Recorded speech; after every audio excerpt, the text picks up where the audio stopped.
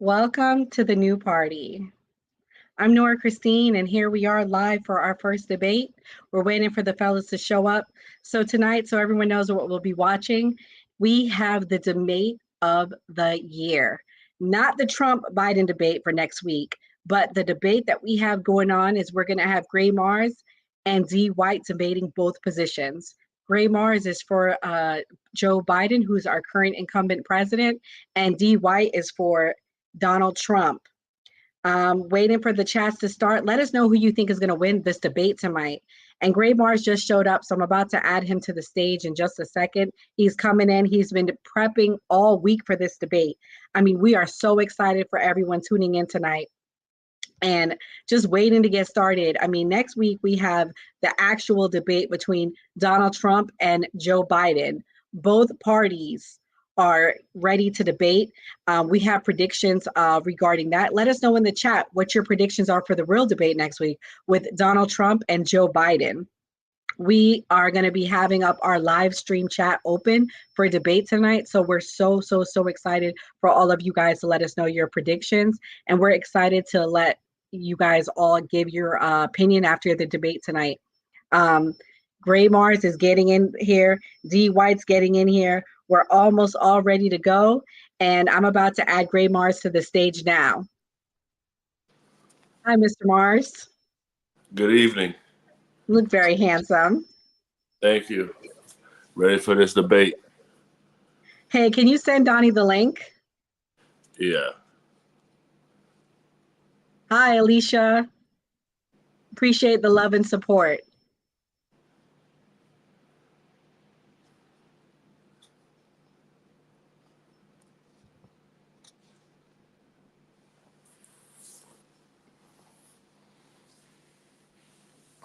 So, Gray, let us know, who do you think is going to win tonight? Everyone in the chat. We're waiting for D. White to show up.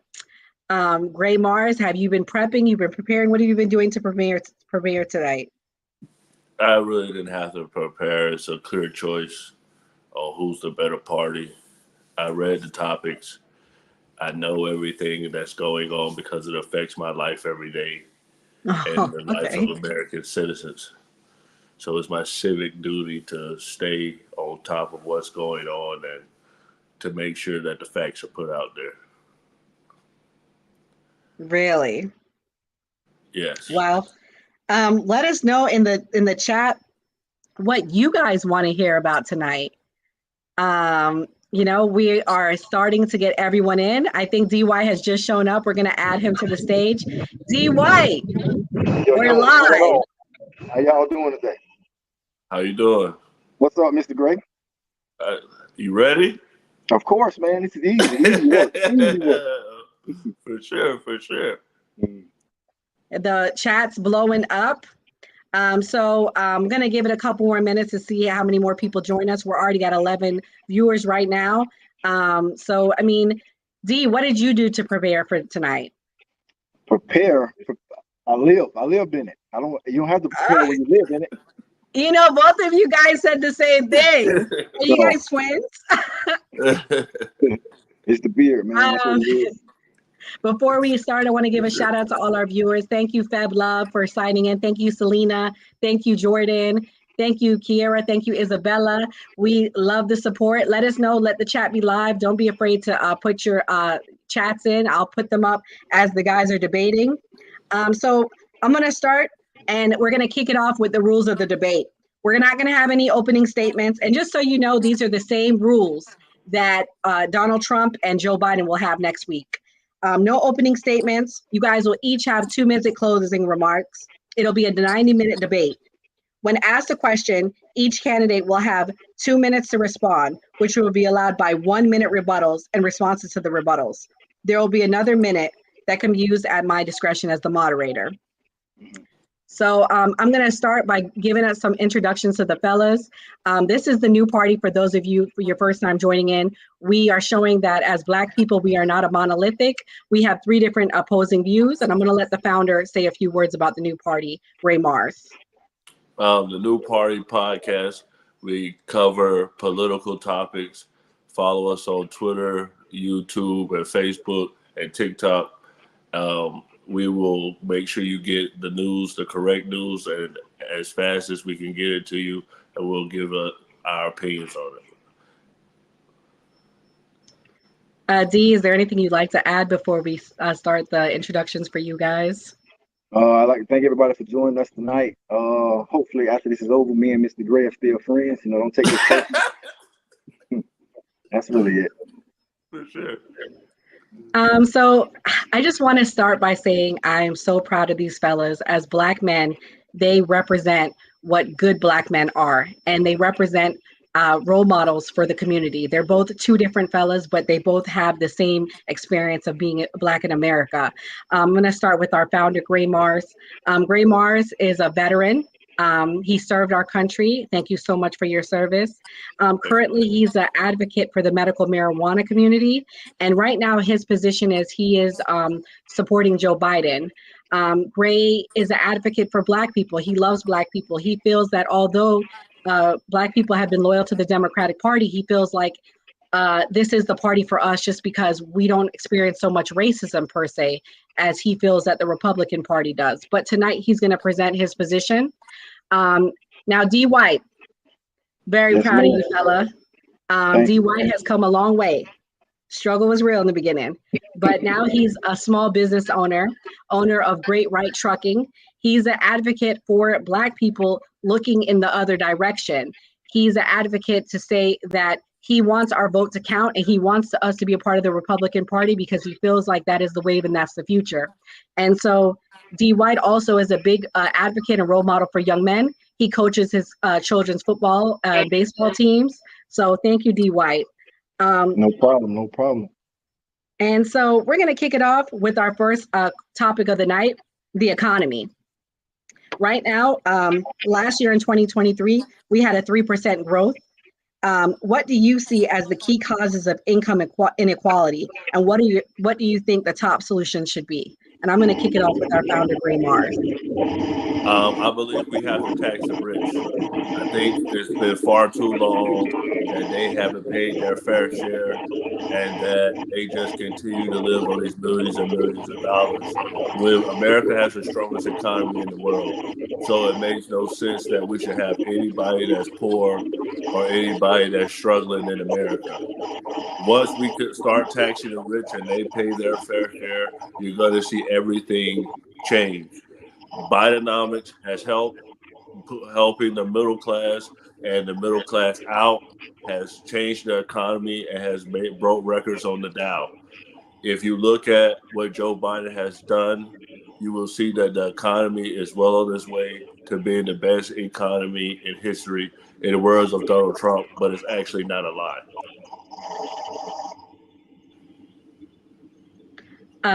Are you kicking it to D at this point? Yes. Okay, I'm glad we got that out of the way. That this is the best economy in the world right now.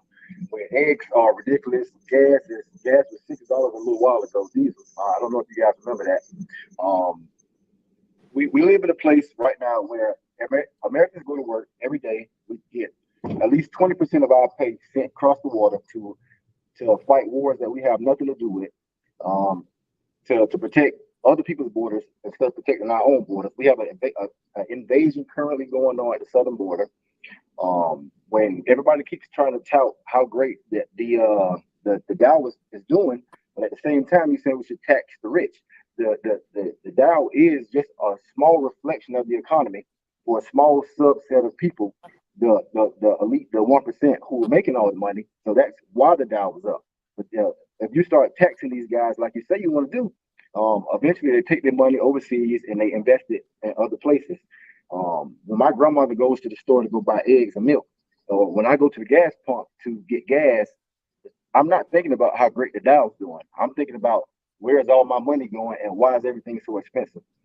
Under Donald Trump, I could go to the grocery store. I never thought about what anything costs. I just put it in the buggy, pay for it when I get there. Now I'm having to pick between certain items, tell the kids yes and no. And I don't know what world you're living in, but this is definitely not the best economy that I've lived in my life. Gray, you have 1 minute to respond. They're telling you to mute the people that aren't talking, so mute the other person when it's not talking. They said it in the chat. My response is this. I would much rather pay higher prices to allow Russia to invade the entire Europe and take over Europe. We, as America, have an obligation to protect our allies and to stop any aggression from any foreign adversaries. We are known to be the police of the world, and we're the reason that there is peace across the world. So if any country crosses that line, then we have to step in and take action. We've lost no American soldiers, but we have spent money. And inflation is dropping, and it's cooling. And I'm sorry to all the people out there who are suffering from the prices of inflation, but the economy is doing well, and help is on the way. Just continue to stay strong, and things will get a lot better. You're at time. We're going to move on to the next topic. Now, you brought up a good point about Ukraine. And right now, the next topic is about funding foreign wars. The Ukraine war conflict with Russia started in 2022. We have provided over $60 billion in funding to Ukraine since the start of this conflict. Do you think America should continue to send aid to foreign wars? I'm going to kick it off with D. White this time. All right, thank you. I appreciate that. I think that we are throwing our money into a dumpster fire. There's no way that Ukraine can beat Russia, period, point blank. I don't care what the media is telling you. I don't care what little map you see on CNN. That is very untrue. Russia is the second largest military on the planet. They have the most nuclear bombs on the planet. They have more nukes than we do, right? Way more. The fact that people are even alluding to the fact that little tiny Ukraine with their corruption, they're one of the most corrupt nations on the planet, with their little tiny military of conscripts of people who don't want to be there. They closed the border and start locking people away who tried to leave because they knew that this was suicide. If Russia wanted, they simply blow Ukraine off the map and kill everybody. They have the ability to do so. The fact that they have not is because that they didn't want this war. America backed them into a corner by wanting to include Ukraine in NATO, which is literally next door. Russia has been invaded 7 times through Ukraine, not by Ukraine, but people coming through Ukraine have invaded Russia 7 times. 7. So there's no way in the world that I would let my biggest rival, I don't really want to call him an enemy, but I wouldn't, if I was Russia, there's no way I'm letting my biggest rival put nuclear weapons or any of their weapons next door to my house. That's crazy. And we wouldn't accept anybody doing that to us. In fact, the last time we almost went to war with Russia is when they tried to put, well, they did. They put missiles in Cuba, and America was not having that. So why would you expect Russia to do anything else? That's just crazy to me, to expect anybody to not want to defend their homeland. We might not agree with Putin, but his job is to protect Russia. That's his job. Gray.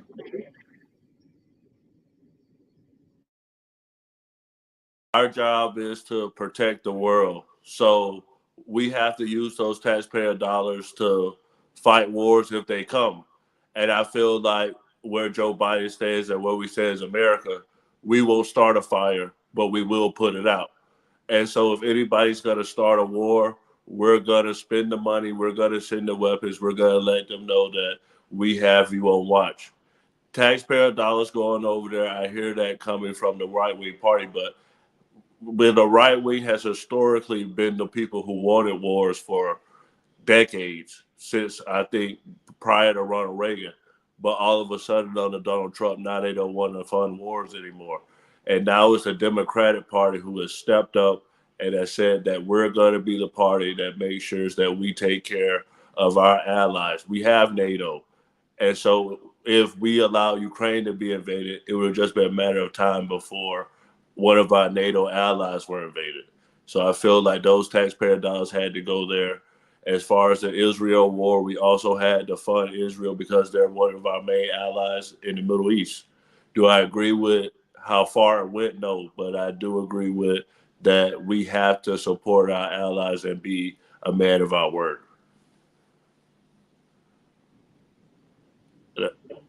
D, are you going to respond? Of course I am. Of course, I couldn't wait. You couldn't get done talking fast enough. Okay. First off, Ukraine is not a NATO ally. Ukraine is not in NATO. So why are we taking American dollars, Polish dollars, French dollars, British dollars, and spending them on a war that has nothing to do with any of us? It does not. And I feel like if there was a problem, I think that maybe Europe should step up because that's next door to them. We have a whole ocean in between us. So why are we funding? Why are we putting the bill for a war that has nothing to do with us when America is struggling?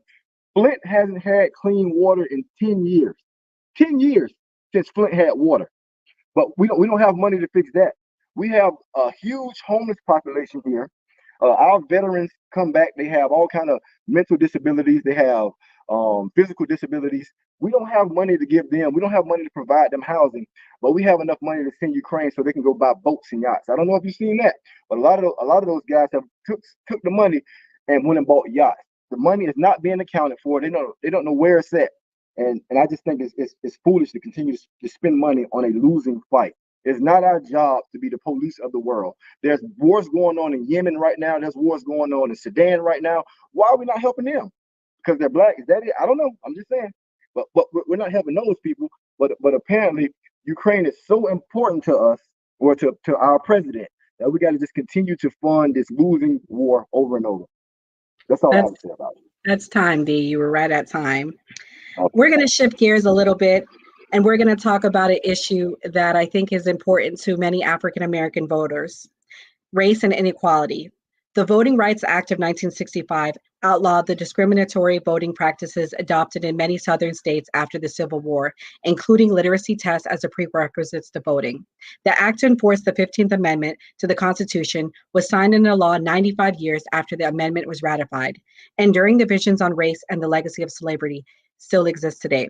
However, just 27% of registered voters who support Trump say that this is an issue of great deal or fair impact, while 79% of Biden supporters say it is still a legacy and impact. So going into election and voting and seeing the importance of it, should states be allowed to have early voting and mail-in ballots? Are electronic voting machines the best method for voting? What are things that you think we can be doing to improve voting or to improve making sure there's no fraud with voting? I'm going to start with you, Gray Marz. I think once you turn 18, you should automatically be enrolled in mail-in voting. I think that helping every person out there exercise their right to vote is necessary. That's what we say at the end of every one of our videos on the new party, is always vote. And I believe that the Republican Party has purposely tried to stop people's right from voting, especially people of color. There was a Louisiana governor just last week that once they changed the redistricting of his district, and it was mostly an all-black district, he immediately retired and said there was cheating. He didn't even want to take the chance of having to run in an all-black district. They've gerrymandered, they've changed maps. Ron DeSantis himself, when the law was passed in the state that we live in, where felons were allowed to vote, had felons arrested who exercised their right to vote legally. An old lady on camera, an old black lady, he had arrested for voting. I think it's sick. I think it's so sad to attack a democracy and take someone's exercise to vote. That's one of the main things that makes our country a democracy and makes our country great. And so I believe that we should continue to try to make sure that anyone and everyone that is of the age can vote. And I believe that if someone has done jail time and has served their sentence and went through everything and paid their debt back to society, they should be given the right back to vote.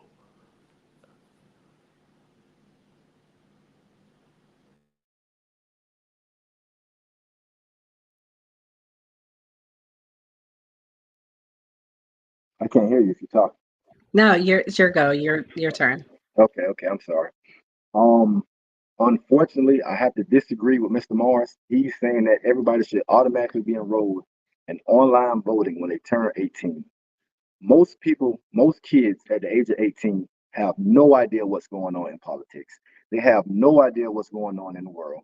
And civics is no longer a required class for these kids to learn. I know grown people who can't tell you two policies of Donald Trump or two policies of Joe Biden. So the fact that you're advocating for our 18-year-olds who are misinformed and uneducated to be able to just vote by mail-in ballots is crazy to me. That's crazy. I would never want to live in a place like that. All right. I don't understand what's so wrong about supporting the voter ID, right? We have to have driver's license to drive a car. That's not racist. It's not racist if I ask you for your ID to buy liquor. That's not racist. It's not racist if I ask you to show me ID to get in the club. That's also not racist. But when we're picking the leader of the free world, because the president of the United States, as much as you might not, he's not a king, he's not, but he's the most powerful person on planet Earth, on the whole earth, most powerful person. We're just gonna let random people come in and just write mail-in ballots and send it in without no proof of knowing who they are, or there were dead people voting in the last election. They found a bunch of dead people who were dead who turned in voter registration cards. That is crazy. Like the governor of New York said, she said, what her name is, Kathy Holcomb, something like that. She said that there's black kids in New York who don't know what the word computer means. One of your Democratic colleagues said that. Black kids don't know what computers are. How belittling could someone be to go on national TV and say something so stupid? And I think it's completely fair that for picking our leader, that you should have to show ID. It's very simple. There's nothing hard about that. We all know what a DMV is. We all can go get licensed. So whatever we need to do to provide that should be absolutely fine. I think that elections are super fair. Besides the gerrymandering, I give you that. There is gerrymandering going on. That's been going on since they start picking districts. But but for the most part, I think is the election process is very fair, and I wouldn't change much except for I would do paper ballots because using these voter machines, anything that's electronic can be hacked, and that's just a simple fact. Gray, would you like to respond? Yes. And I like just to say like a saying that I've always heard. You can't, 18-year-old can't buy cigarettes, can't drink alcohol, but you can send them off to die in war. So if an 18-year-old can be sent off to die for this country, he should be able to exercise his right to vote. As far as our voter ID, I feel like with today's technology that we should be able to be so advanced that you know exactly who that person is and who's voting. Now, electronic voting, I would just say mail-in voting. I do think there are hackers. I don't think we're at the point yet where you can be that safe where somebody doesn't actually hack. You know, that's a big security risk. But as far as mail-in voting, sending to somebody's address, I don't think that there's been very much voter fraud with that. And I think involving young people in the voting process will get them a lot more interested in politics and will actually make them go and look at someone's policies if they are told that they should go vote rather than, say, hey, you're just a young person. You don't have any sense. You don't know what's going on. You're too stupid to vote. I don't agree with that. Great discussion, guys. Dee, do you want to respond? I do. Okay, I will let you respond. Okay. If I painted the picture that I think kids are too stupid to vote, I'm sorry. That's not the picture I pointed. They are very misinformed or ill-informed or just not informed at all. And that I don't know if you have a lot of 18-year-olds in your life, or you can remember when you were 18. When I was 18, I knew nothing about politics at all. I didn't know the difference between a governor, a mayor, any of that, Congress people. I knew none of that. And the majority of people around me, when they were that age, they also knew nothing about any of that. Why? I think that voting should be like everything else. You have to take a class to cut hair in America. You have to take a class to do nails in America. I feel like we should at least require a 2 weeks civics course at some time in high school before kids are allowed to vote.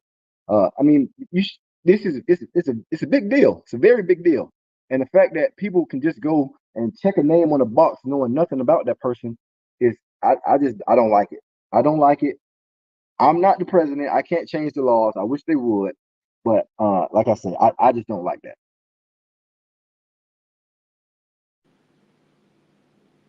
Gray, would you like to respond or do you want to move Yeah, on? I Okay. want to respond. I'll let you respond. D. White, I'd like to take you back to 2008.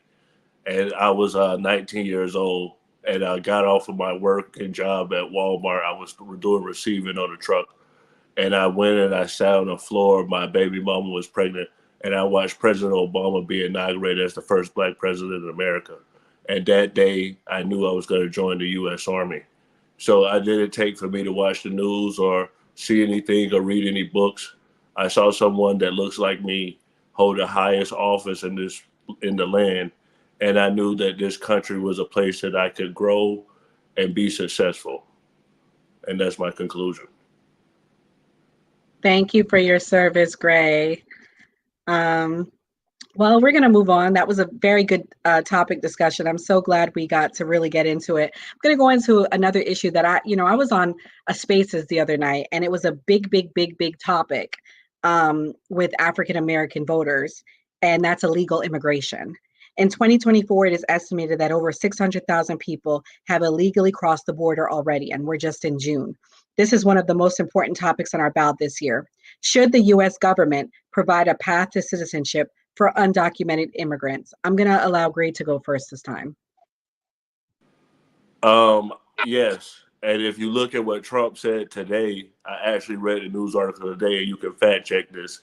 He said that foreigners who are in college and even 2-year colleges should be allowed to gain citizenship. That's coming from President Trump himself.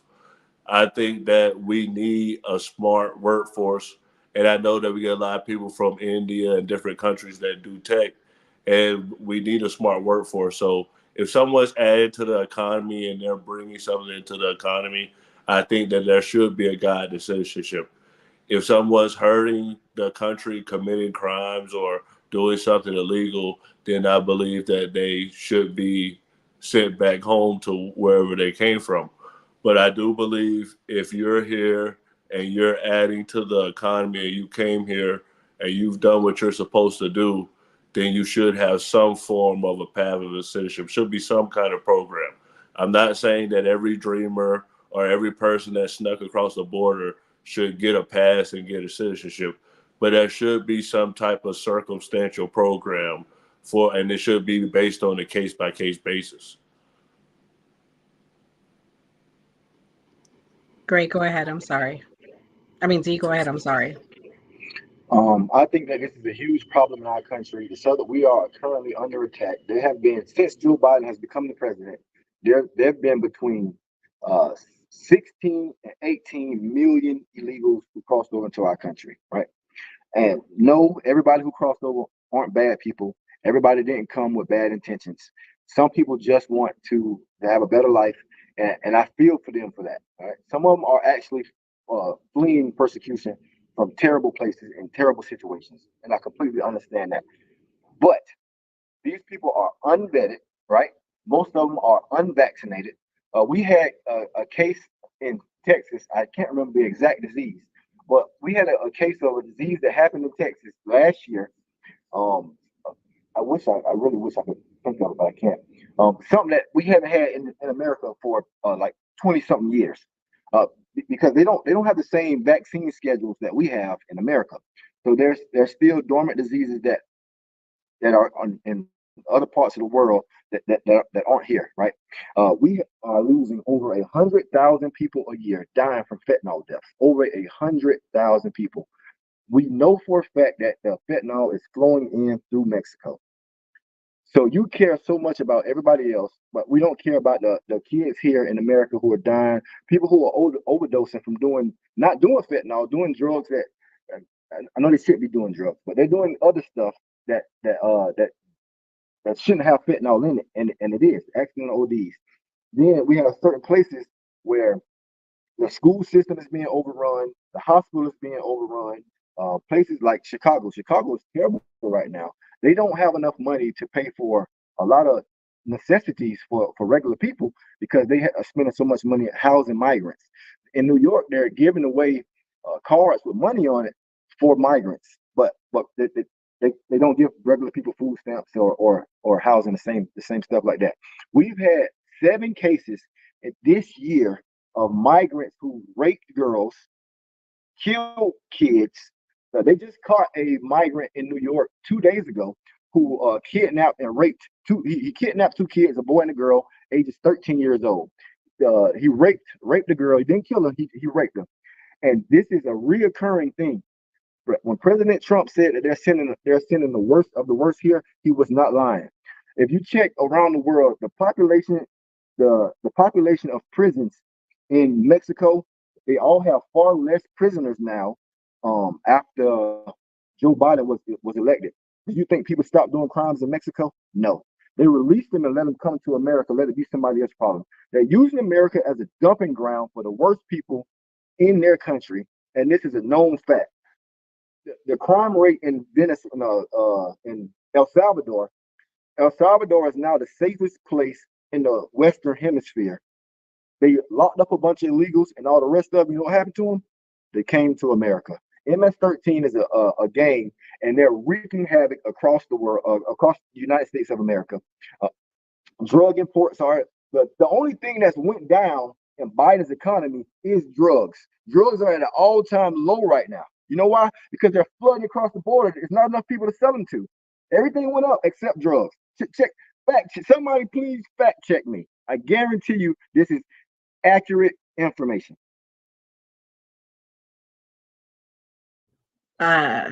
Gray, Gray, would you like to respond? I actually am going to fact check him because I'm curious about that. I'm going to do it while you're speaking if you don't mind. Go Sorry. ahead. Please do. Time, I believe that was over 2 minutes. I'm sorry. That's on the moderator. I believe that was over 2 minutes. But what I would like to say to D. White is this. I absolutely agree with you. But guess what? The House Republicans refused to pass the border bill. Once Donald Trump put on Twitter, no, I want to keep letting people across the border because it helps me politically. It was the Republicans who refused to pass the bill, and Joe Biden signed the executive action. And then when they come out and say, oh, it doesn't do enough, it doesn't do enough. And then you have Donald Trump saying today, oh, I'll give some, like I said, some illegal immigrants citizenship. So we're going to talk about the border. Let's talk about what the Republicans did and said about the border, and they are using it as a political tool against Democrats. They don't want to fix the border. They just want to use it as a tool to be able to say, oh, the Democrats aren't doing anything at the border. Okay, so I found the fact. I would like to fact check D before he responds. So in 2023, U.S. drug overdose deaths decreased for the first time in 5 years. So is that what you're referring to? No. The price of drugs. The price of drugs. Okay, drugs. Well, while you're responding, I'll look that up. Okay. All right. Here we go. If you go back to when Donald Trump was the president, we had the safest border that this country had ever seen. All Joe Biden had to do was go eat ice cream and be Sleepy Joe, do whatever you wanted to do and just not break it. Do you agree? Do you agree that the border was super safe? We had the lowest amount of illegals crossing over when Donald Trump was the president. He literally had to do nothing.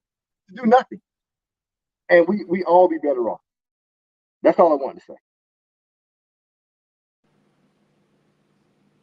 You're muted. Gray, would you like to respond? Yes. Okay. The court, Donald Trump was sued about the children in cages and the other things at the border that people just seen that were just evil.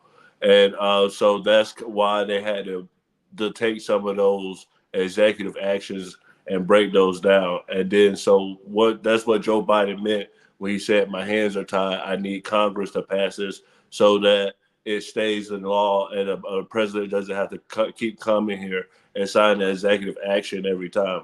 So that's why we needed it to pass in Congress. Mike Johnson and the Republicans have the majority of the House. They had the ability to pass the strongest border bill ever introduced in this country, and they chose to pass it over because Donald Trump went on Truth Social and said, I don't want to see it pass. That's going to hurt me politically. Dee, would you like to add anything else? Yeah. It's kind of ineffectual what Mr. Marz is saying. We're not going to call him a liar. We're not going to say that. But Donald Trump, the reason that he didn't want the bill passed was not simply to look better. It was because it was a terrible bill. People who actually read the bill said that it fixed nothing. It still allowed up to 5,000 people a day to come in. 5,000 people a day. I mean, I'm not the best math person, but if you add 5,000 a day times 365, that's a lot of people. A lot of people coming in, and that's what he said. He said, don't worry about it. When I get back in the office, I'll fix it. Because why make something a law that's a bad law, only to have to strike it down once he gets back in the office?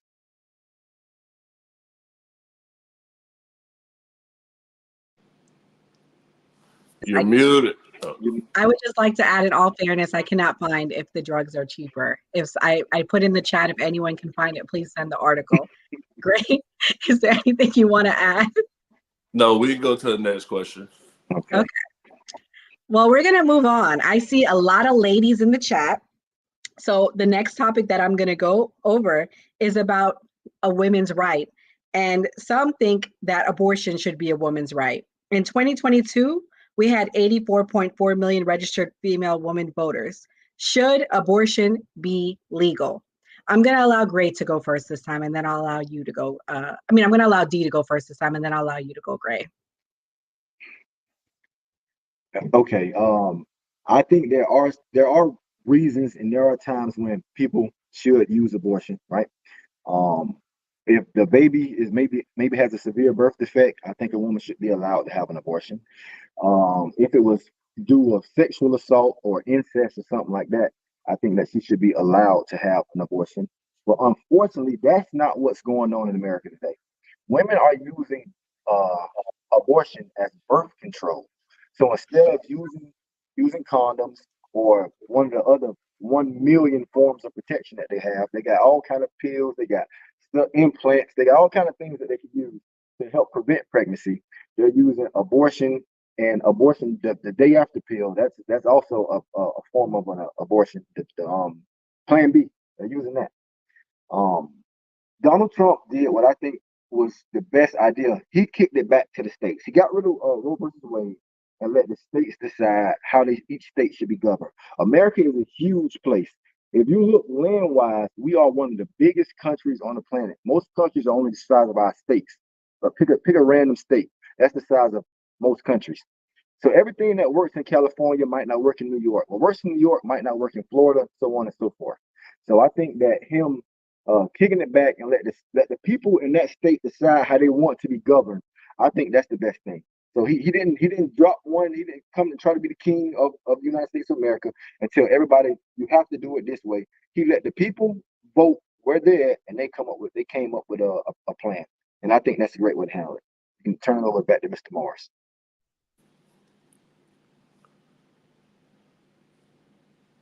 Am I unmuted? Okay. D White, I think for a woman to have to walk into an abortion clinic and have to say how she got pregnant is horrible.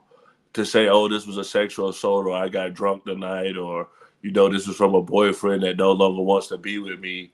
I think that women shouldn't have to do that. I think that that's their body, their choice, and that nobody should tell them what they should do with their body or what they should do in their bedroom or how they got pregnant.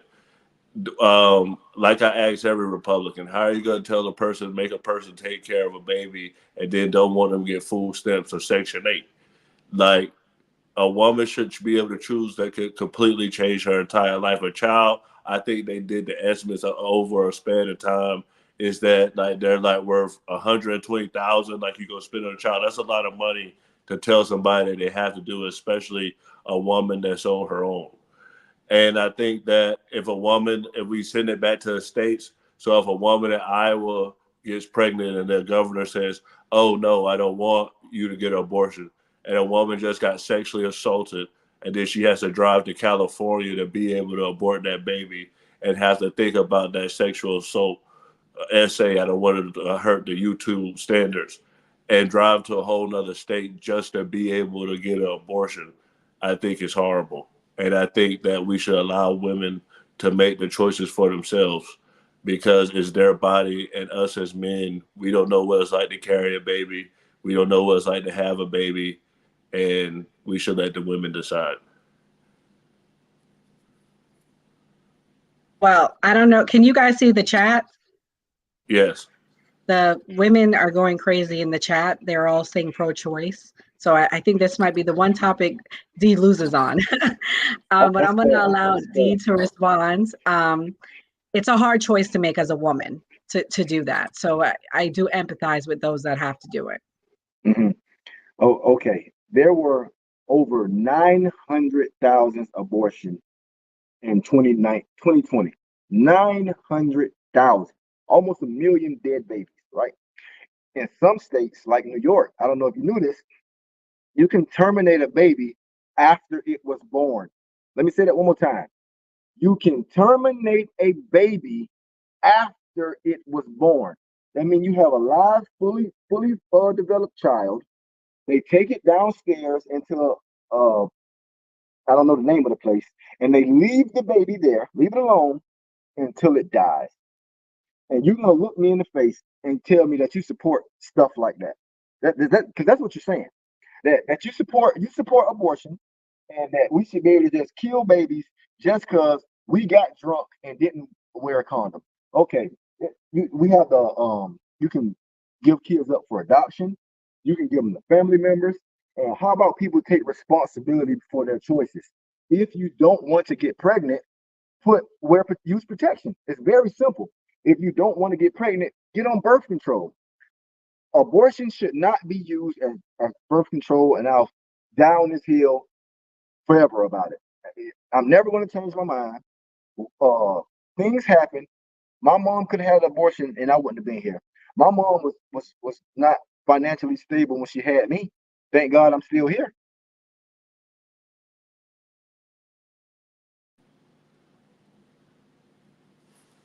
You're muted. Yeah, you're muted. Sorry, tough crowd. The ladies are going crazy. Gray, would you like to respond?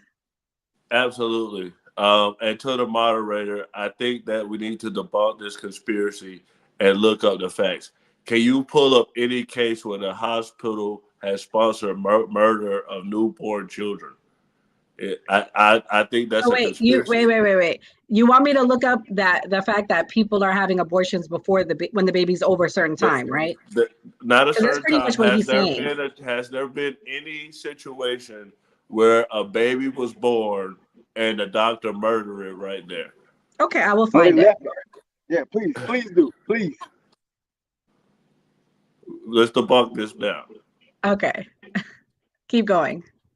So that what I'm saying about that's the right-wing conspiracy theory, and that's what they've been pushing and saying that people are murderers and murdering babies.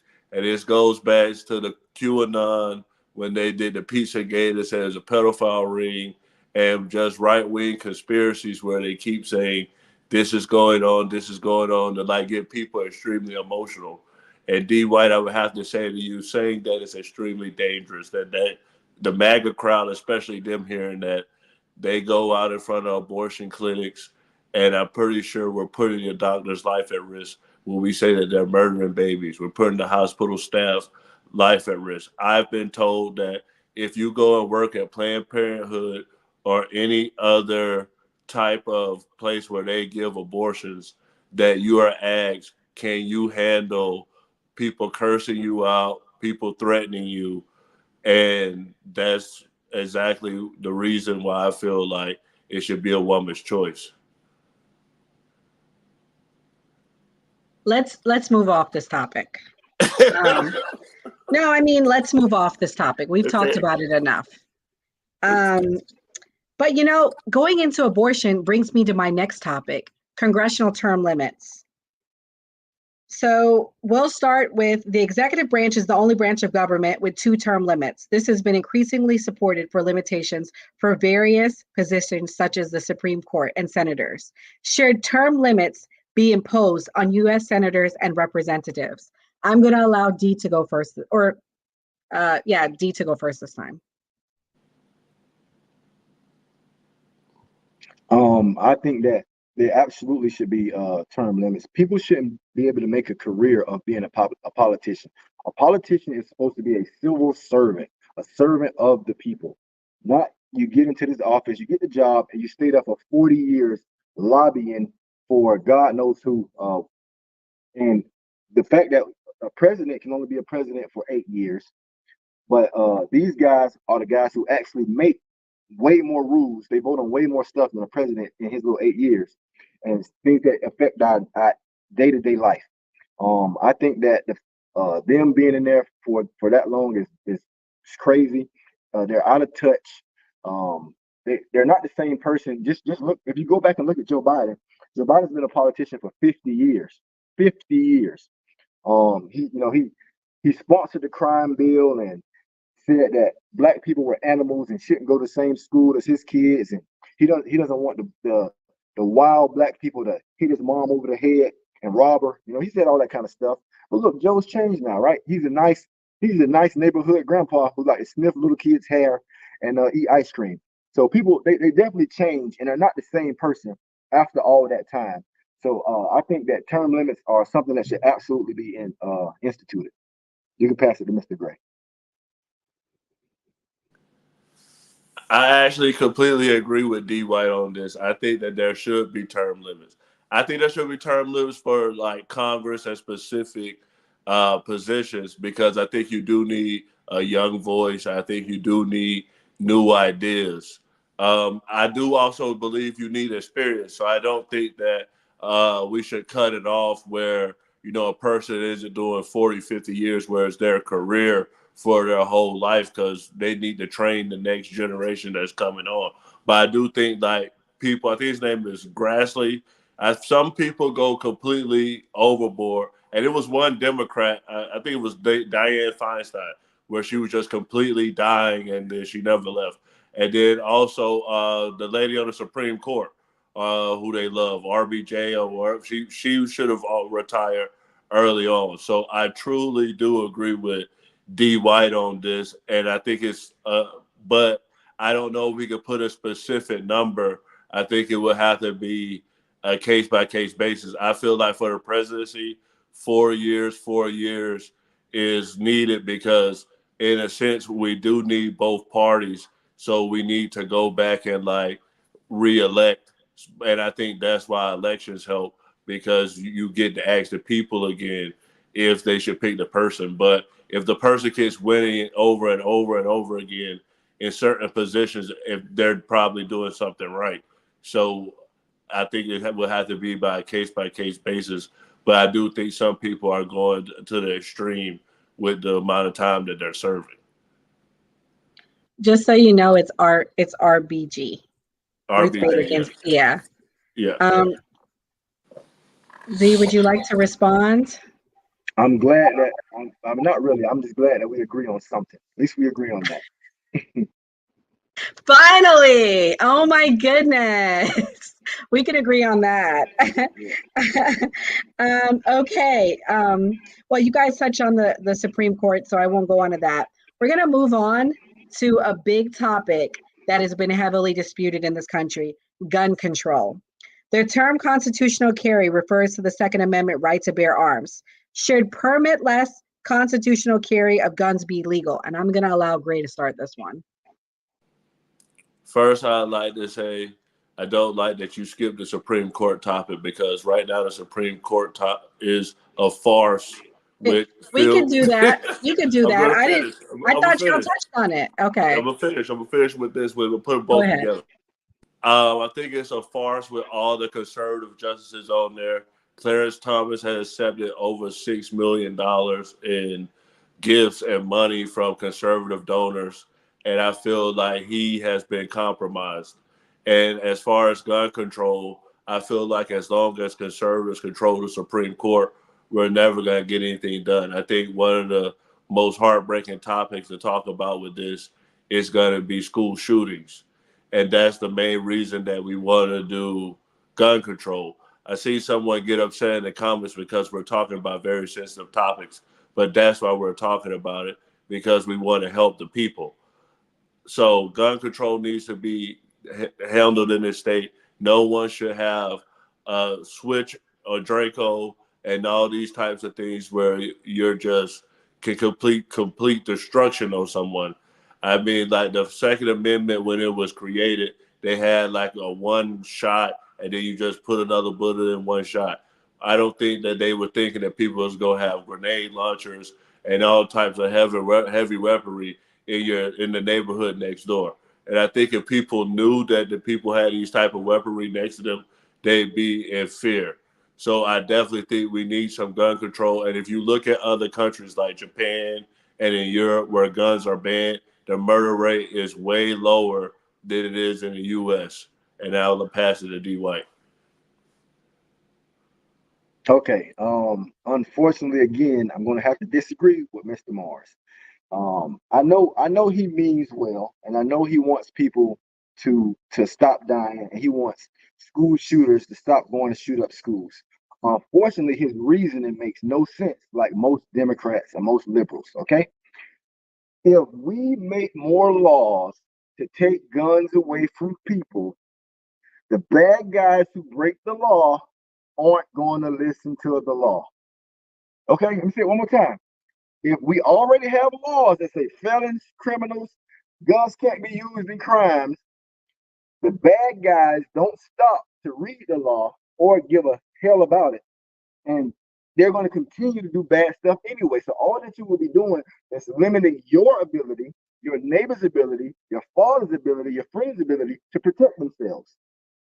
Because bad guys don't follow the law. And it's crazy that we think that we can legislate our way out of this problem, because it's criminals, right, who are doing all the shootings. It's criminals who are killing everybody. Switches are illegal everywhere in the United States of America. The guys who have switches, the young Ness and the kid on Demon Time, like they like to say, right? All those kids don't care about your law. They don't care anything about it. So making new laws isn't going to fix it. What we need to do is we need to figure out why. Why do we have so many people committing school shootings? Why do we have so many people who are murdering each other? I think that'll help a lot more than just getting rid of guns. Because just like you said, in Europe, yeah, there are a lot less shootings, but there's a lot more stabbings. There are a ton more stabbings. When you get a chance, Miss Nora, look up the amount of stabbings that happen in Europe every year. Way less than America. And if we get rid of guns in America, people are just gonna start stabbing each other. Because the violence is the problem here. It's not the guns. It's not. It's violent.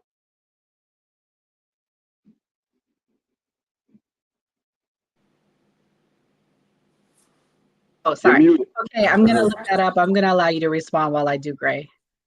Okay. D. White is probably right, even though you're looking it up.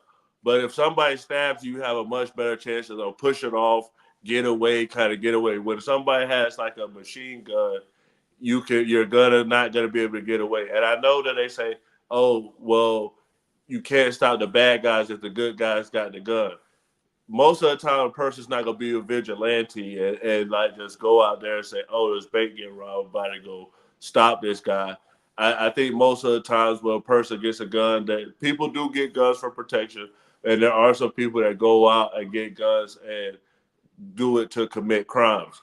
What I'm saying with gun control is the type of weaponry that we should have background checks, and that if you want something extreme that can cause a lot of damage, you should have some type of license, some type of test, like you said with the voting. Like, let's start doing background checks to see if this person had any mental issues, because a lot of school shooters had previous mental issues and they were no background checks, as well as the guns that they use, AR-15s, are very destructive weapons. And so even if a good guy has a Glock or just a pistol and a guy coming over the AR-15 with a scope on it, he's bringing a knife to a gunfight in that attempt. He could take a shot, but by the time he gets 2 shots off, he's probably gonna have 5 shots in his head. And that's what I would say on that. And I'll pass it back to D. White or to Nora. Wait, before you pass it back to him, let me read out the stats because he asked me to look it up. So number of murder victims in the U.S. in 2022 by weapons used. And I'll share it to the audience. But the number one is still handguns. 1 second, let me pull it up because I want everyone to know I'm not making this up. Okay. Can y'all see it, Gray? Yeah. All right. So number one is handguns with 8,000. This was 2022. Firearms was the next at 5,700. Knives were at 1,600, and then it goes down from there. So, I mean, truly, handguns are still number one. I mean, in the defense of your position, Gray. I also want to touch on something personally to me that I think would affect gun control. I just really want to talk about it because I told you I'm very passionate about this, is we do have a mental health crisis. And I think sometimes that's overlooked. We have some fans that really said that, they're in agreement with me. They're saying that's a mental health issue, not a gun control issue. And Christopher Solomon asked, what's your definition of extreme? Gray, can you respond to that viewer's question so we can have an answer for that? My answer to that is assault weapons.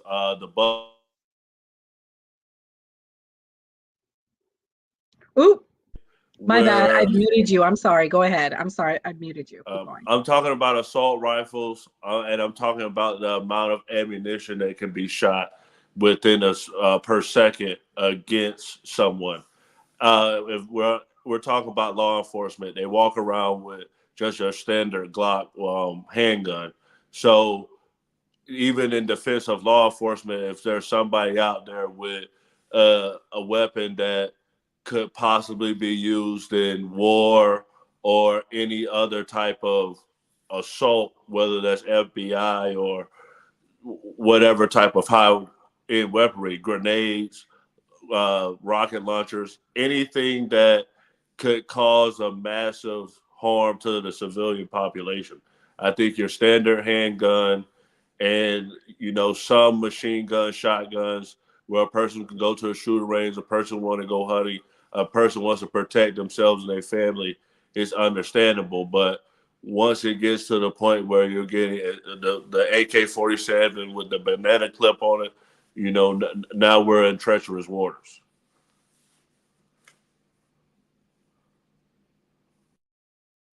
Mr. Christopher Solomon asked a great question. He asked, this is for you. This is for you.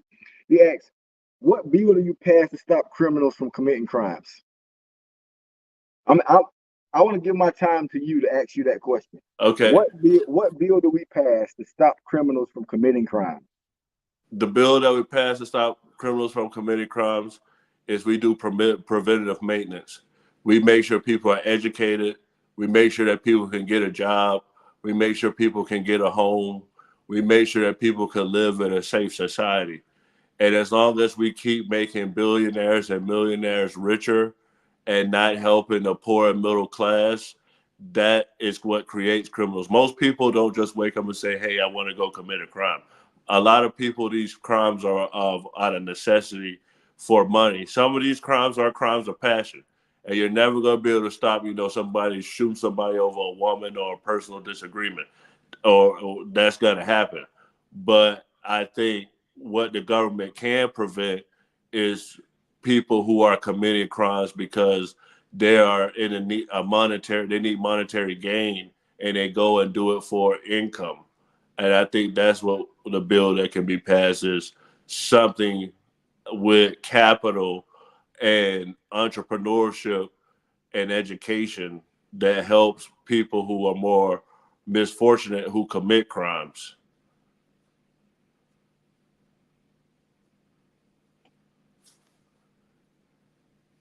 Dee, would you like to respond?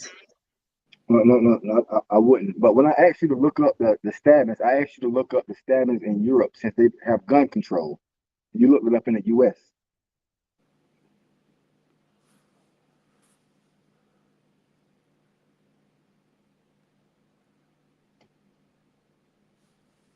You're muted. You.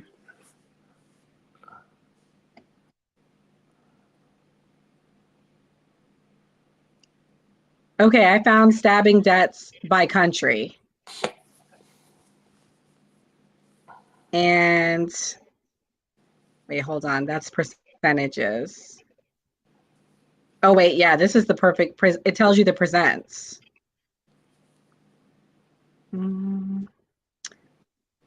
So it says in North America, firearm deaths were responsible for 76% for all homicides, with knife-related homicides accounting for less than 20%. However, the numbers are reversed in Europe, where guns account for barely 40% of homicides, but knives are used nearly 40% of the time. That's what you wanted, right?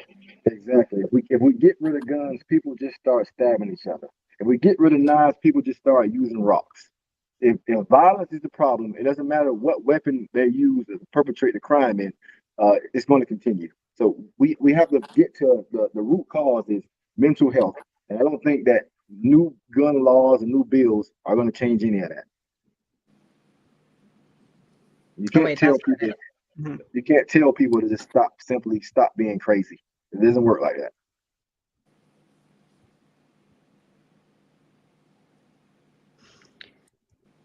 Gray. Okay, if we're gonna look at stats, let's look at murder per capita. If you look, there's no way of stabbing. A person can't walk in a mall or walk into school and get away with stabbing 50, 100 people. He's gonna be stopped, or she is gonna be stopped before they get to the next victim, or before they even get to the second victim. To stab is a very physical assault, and the person would have to be of a certain physical physique or strength to even attempt to kill two people simultaneously. So I think that saying that a knife and rocks equate to a handgun or to an assault rifle is just not scientifically correct, because with a stabbing, a lot of times the perpetrator is actually cutting themselves. And that's how a lot of the people who commit stabbings get caught, because in the assault, they end up cutting themselves because they're stabbing a person. So banning guns, or I'm not saying banning guns completely, because you people need to protect themselves. But what I'm saying is that a knife compared to a gun, you're not going to hear, oh, there was a mass shooting at a school. It's not going to happen. But by the time that person stabs that person, like if you go back to the Parkland shooting here in our home state, Florida, when that cop was hiding around the corner and he heard all those guns, and he knew he had that crazy weaponry, he ran off. But if he would have had a knife, he would have came, pulled it out, and put him down. So I know that the guns are definitely an issue, and that I just don't agree with D. White that you can compare a knife and a gun, a stabbing, to a shooting, because you can get mass casualties with a gun, and I don't think you can get mass casualties with a knife. I agree. That's not the point I was trying to make. I'm sure that a gun with 9 bullets, and only 9 bullets, can kill more people than somebody with a knife can. That's not the point I was trying to make. The point I'm trying to make is the underlying problem. The underlying problem is mental health. And even if we try to legislate our way out of this, it's not going to work, because the bad guys will still have guns. That's the point I was trying to make.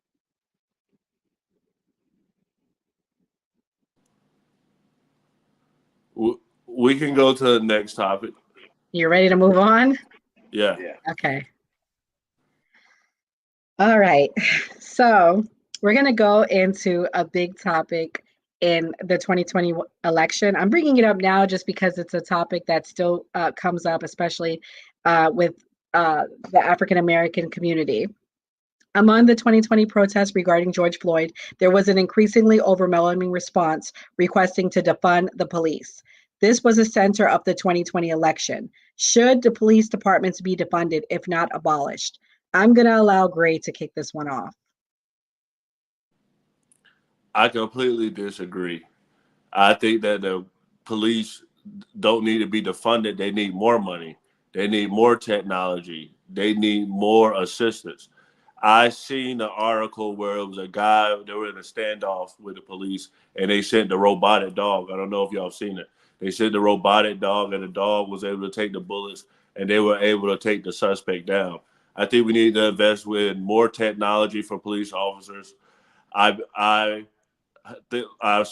respect law enforcement, and I think with Joe Biden that this is the lowest that we've ever seen any type of law enforcement hurting black people. The only case I remember was actually 3 black officers killing 1 black male.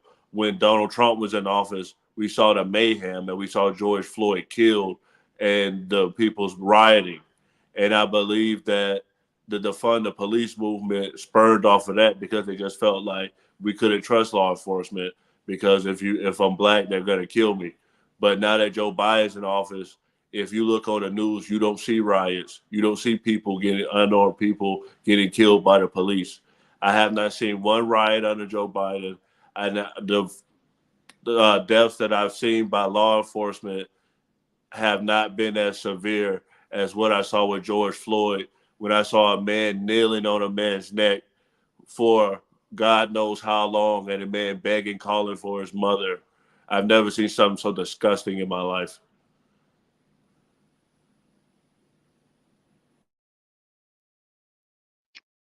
Okay, now that we got George Floyd out the way, okay.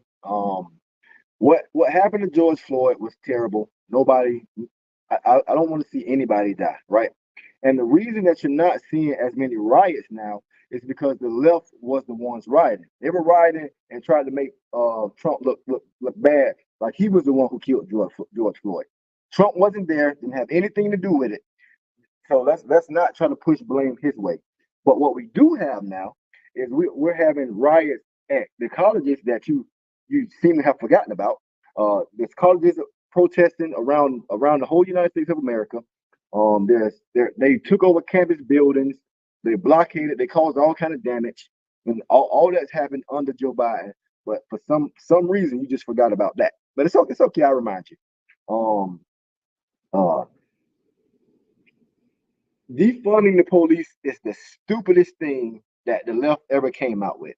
I don't know how you could have a community that's already underfunded, underprivileged, full of guns and drugs, and then take away the people who keep law and order there. Everybody hates the police until someone's stealing your stuff. Then all of a sudden you forget how much you hate the police. And you're calling them, oh, they're breaking into my house. Oh, they stole my car. Oh, they stole my TV. Everybody, the police is your friends then. So luckily we do agree that defunding the police was a terrible slogan from the left. And I hope that they never forget that they said that. I would like to add that the police shootings have not gone down. Like I really have to speak on this. I'm sorry, Gray. I really have to. Police shootings have not gone down. This was a point to get the Democrats to win the 2020 election. And I'm really not picking sides, but I'm big on facts. And they have not gone down. In fact, they've gone up. Maybe, I'm sorry, Gray, go ahead. I'm sorry, go ahead. I'm trying to look at this article and I don't have the information in front of me, so I'm not gonna confirm or deny. But I will respond to what D White said. Okay. The riots you see on campus is over the Israel-Gaza war. That's what they're rioting about. They're no longer rioting about an unarmed black man being killed by the police. Right here in Florida, Trayvon Martin was killed by George Zimmerman while going to get an Arizona sweet tea and a pack of Skittles, and he lost his life. And there were riots in the street, and George Zimmerman won that case. George Floyd, there are a lot of people. I can't remember the paramedic where her boyfriend used to be a drug dealer. He wasn't there, and then they ran in and they killed her. Or you can pull up that name. And I would like to give my condolences to all the families that children lost their lives from unarmed police, but when they were unarmed and were killed by police.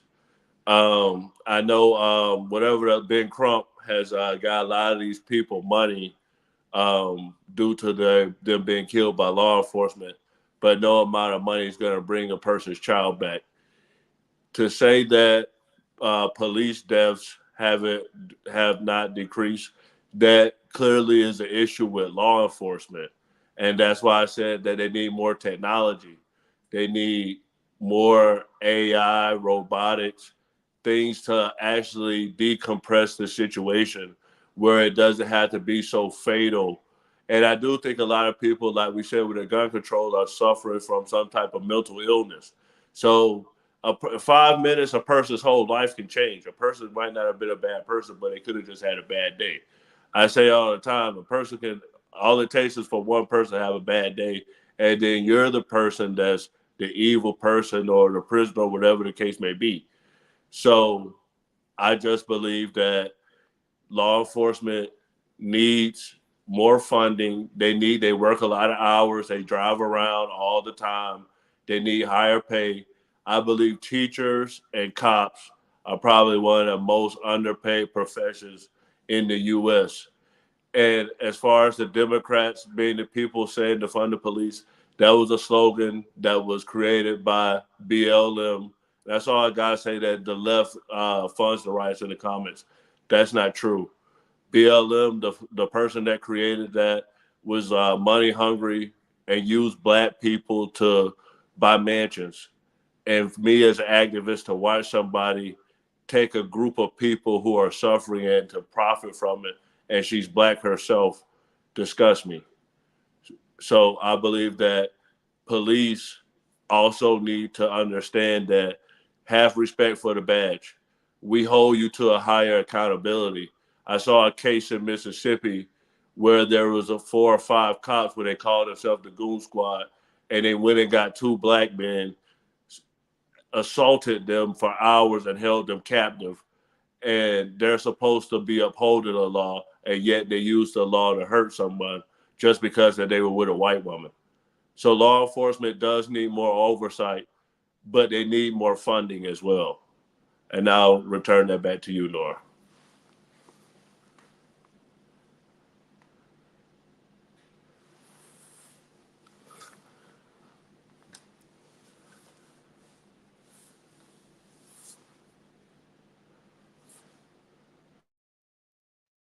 You go on, D. Say it again. Oh, um, I mean, we talked about this topic pretty extensively. We actually both did agree that police need more funding and not less funding. And we did establish that defund the police was a leftist slogan that made no sense. We both agreed on that. I'm happy that Mr. Marz seen it my way. I'm happy we agree on that.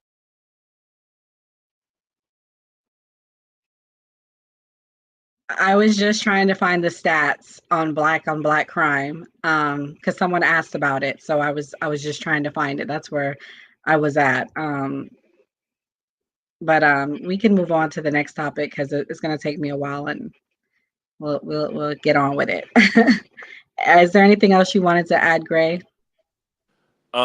Someone in the comments said Breonna Taylor. My apologies, Gypsy Heart Travel Service. Breonna Taylor, yes, that's her name. And I'll say, continue to say her name, Breonna Taylor. And I did see Christopher Solomon say, "Oh, let's talk about black on black crime." It's 51%. That's what he's putting. Mm-hmm. Okay, Christopher Solomon, I'm not talking to D White anymore. I'm talking directly to you. When you look at black on black crime or white on white crime, crime is based on who people live around. So it just so happens that the population, that more black people are around each other. And I realize every time that we bring up a cop killing an unarmed black man, we talk about black on black crime. And yes, we are black men and a black woman in this podcast, and we're out here trying to show black people that there's a better way. You don't got to be a gangster. You don't got to be a rapper. You don't got to play football or basketball. You can go on a podcast. You can be smart, and then you can do something completely different with your life. What black people need, especially black men need, is more role models. And a lot of people are growing up without the right role models. Me, myself, I was bad for a long time. And then, I just kind of matured after I got a child, and I felt like I had to just be a different person. That type of stuff changes you. I also was dating older women, and they kind of, it's the peers that you bring yourself around. So a lot of black people are around the wrong peers, and it's a lot of peer pressure where it's just like they don't want to say to their friends, "Hey, I don't want to get in that car. Hey, I don't want to spend the bid with y'all. I don't want to go hit this lick with y'all." And I don't want to use too many ebonics, but I'm speaking to the young black men out there that there is another way. It's cool to be smart. You don't have to be out here and be the tough guy and be the gangster. Go to college, go to school, get an education, take care of your family. And I'll pass it back to you.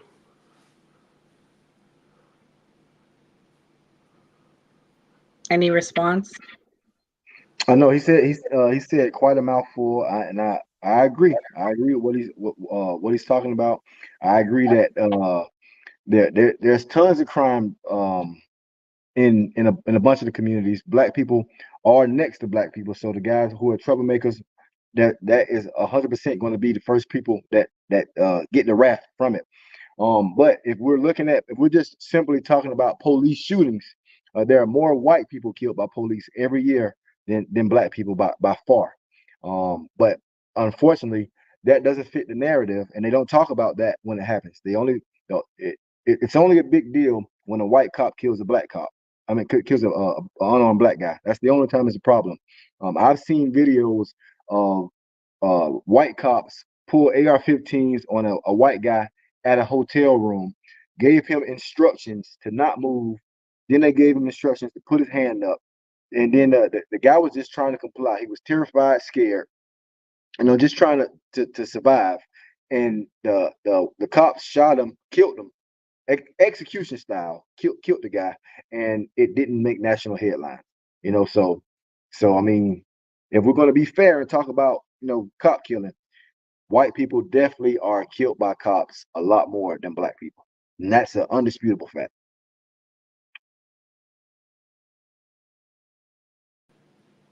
Hey, do you want to add anything? Yes. And Okay. I saw that same video that D White was talking about where the cop kept saying, do this, do that, do this, do that. And he he just kept giving him too many commands. It was almost like he wanted to kill the person. I think I think what D White is saying statistically is right, but black people are only 15% of the population. So if we look at the amount of deaths caused by law enforcement and amount of black people being incarcerated in America, and black people only being 15% of the U.S. population, the numbers are so skewed of how many of us get per capita arrested and or killed that there has to be something amiss, that they're pushing way more enforcement of the law in black communities. If you go in the suburbs, if you go in the richest communities in this world, they're doing drugs, they're doing all the type of wild stuff that's going on in the quote unquote hood, but the police just aren't there, and it's just like it's not getting enforced as much there as it is in the hood. I've heard law enforcement say themselves that if they get put on a case like a biker gang or like an Asian gang or something like that, they don't even they don't even feel like it's like a big deal. Like, oh, they put me on the soft mission. I want to go enforce the Bloods and the Crips, because a lot of these cops join for the action. A lot of them aren't joining to protect and serve. They're joining for the action, and that's why we need a test to see like and for these people to go see psychologists, because they do go through a lot to see what these people are thinking and how they feel, and are they really there to help the citizens, or just get a job, or is this actually something they love to do? So I think that on a case by case basis, we got to start looking at these cops, start looking at their actions, because at the same time, there's also good cops. I was actually, and I want to bring up a personal story. I went and saw the ball drop in New York for the first time, and I was walking with my wife at the time and my kid, and like the traffic to get out of there was crazy. And a cop did give us a ride back to our hotel. So every cop's not bad. And I think that's like a part of with the black community as a whole. we need to stop being like, oh, the cops is bad, this isn't that. And I would like to see more black men, black women actually join law enforcement. D, would you like to respond, or are Yeah, you ready to move yeah. on? I'm gonna say one last thing, and then we can wrap this topic up. All right. If you're going fishing, you don't go to the desert to go look for fish. You don't. You go to the pond, right? You go to the ocean. We all in the one thing about the black community. I love being black. I love my black people, right? But we don't hold each other accountable. Growing up, we all knew drug dealers. Drug dealers were everywhere. We knew people in gangs. We listened to rap music. It perpetuates a culture of negativity and a culture of lawlessness. You know, being a gangster, being a thug, that's what's hot. That's what's hot in the streets. That's who the girls want growing up. You know what I'm saying? So it's only I hate to say it, but if I was putting the police out there to protect people, I put the police where I knew the most crime is going to be perpetrated. Yes, you're right. They do drugs in every community in the world. Everybody do drugs. But it's a difference between somebody in their living room doing drugs and somebody outside doing drugs while they're robbing people and shooting and selling drugs, all kind of stuff. It's terrible that it's that way, but that's just the reality of the world that we live in. You know, if I was a policeman and I'm looking for somebody to arrest, I'm going to the hood. That's just where I'm going. Make my job a lot easier.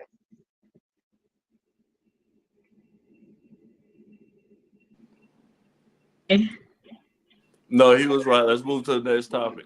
All right, we're going to go into our last topic, and then we're going to do the closing topics.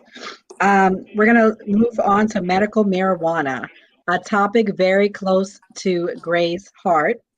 The use of medical marijuana dates back to ancient civilizations. Should medical marijuana be legal? And Gray, kick it off. Absolutely, medical marijuana should be legal. If you look at on the Gray Marz channel, I have videos that aren't on the new party where I mainly talk about medical marijuana. It has effects that help people with physical ailments as well as mental ailments. People go through a lot, and we talk about mental illness on this channel a lot.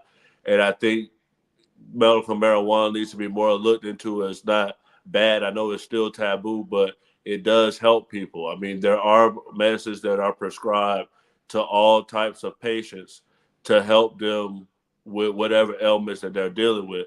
And I think medical marijuana has been being used illegally to help people. But I think now that someone can go into a store and purchase it, they don't have to worry about, like D. White said, going where the drug dealers are, going where the violence is at, where they could get harmed, robbed, or shot. They can go into an actual business, purchase what they need, and then they can leave. I don't believe the fact that people try to say that marijuana leads to another drug. I think that a lot of people have tried marijuana, have never tried anything else.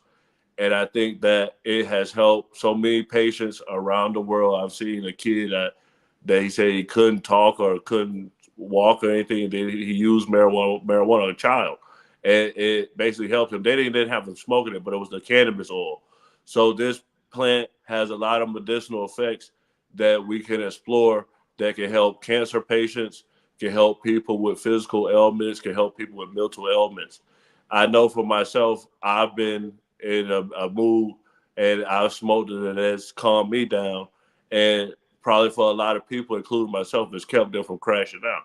So for me to legally be able to purchase it in the government and be able to ride with it and not have to worry about getting pulled over just because I don't want to be stressed out or I have a physical ailment, I think is wrong. And I'll pass it back to you.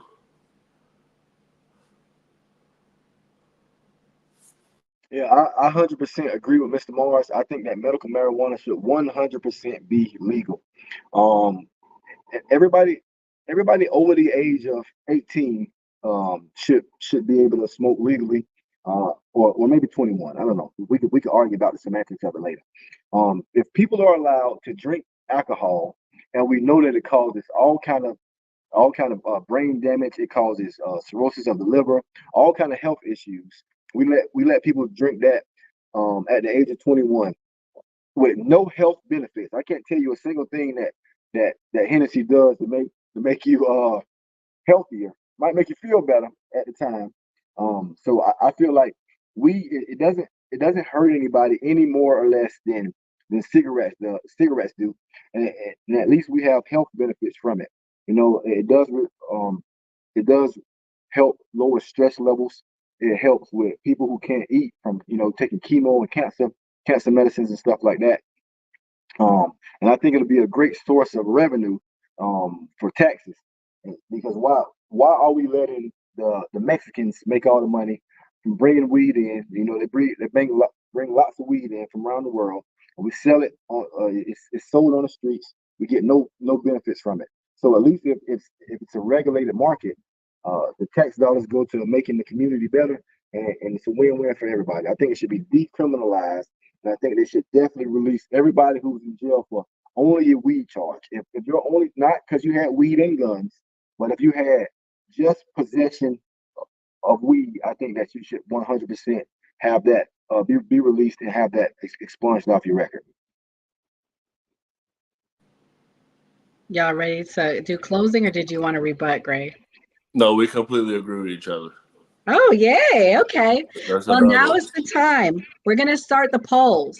I'm going to allow the fellas 2 minutes each to tell us why we as American voters should vote for Donald Trump or Joe Biden come November 5th. Gray, as you are the founder, I'm going to allow you to begin your position on Joe Biden.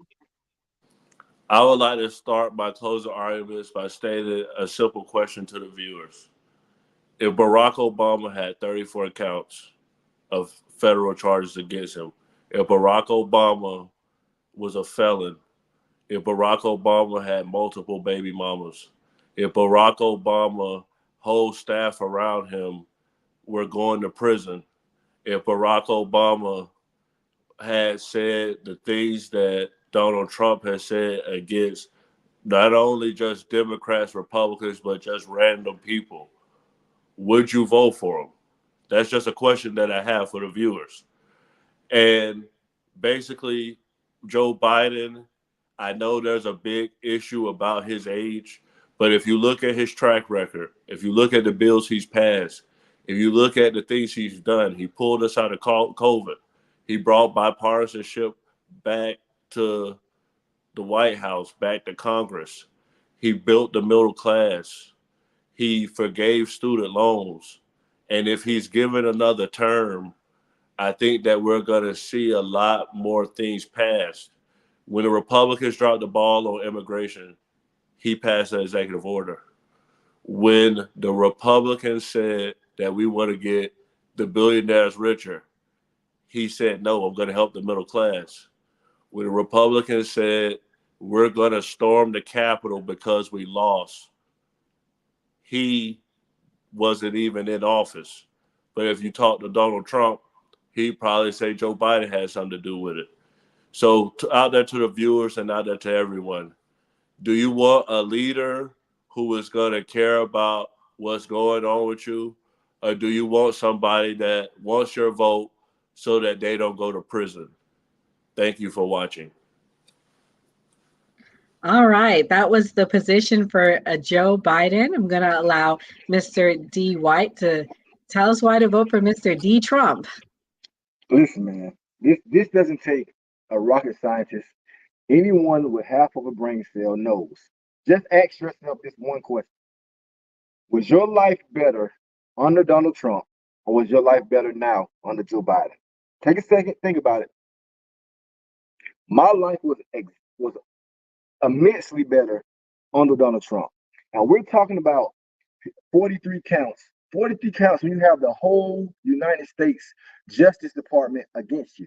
The whole thing. It was the charges that he's talking about. This was clearly rigged.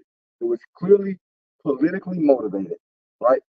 Think about what's going on in the world stage today.